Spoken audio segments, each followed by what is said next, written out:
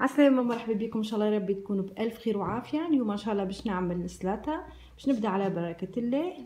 عندي هونية 250 غرام دجاج، خديت صدر دجاج اللي باش نفوحه بالملح، زعتر، ثوم وفلفل احمر. بسم الله. باش نحط له شوية قارص، شوية زيت، نحط شوية فلكحة، وهذا كله باش نخلطو توا مع بعضه. بسم الله.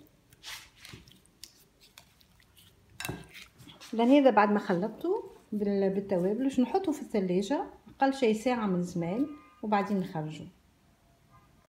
حطيت هونية الدجاج يطيب في القلية.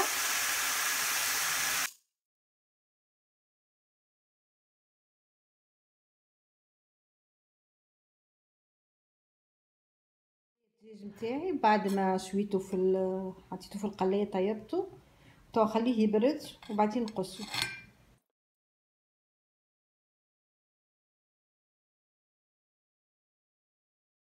بالنسبة للخضرة عندي هوني جرجير، باش نستعمل جزر قصيته بالشكل هذا،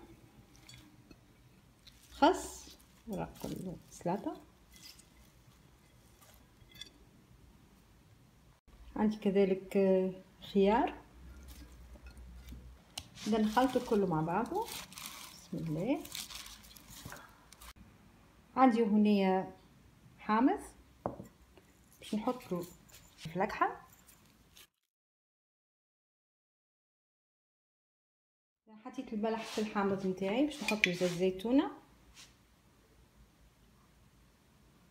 الملح، نخلط الكل مع بعضه.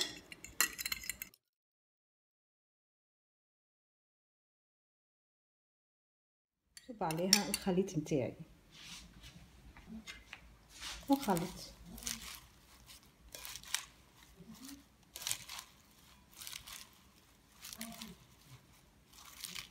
تو نحطه في صحن تقديم.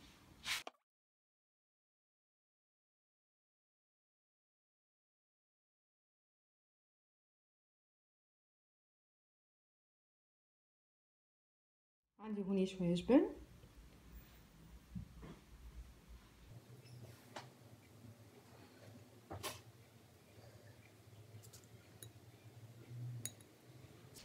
نحط باقي الدجاج بتاعي.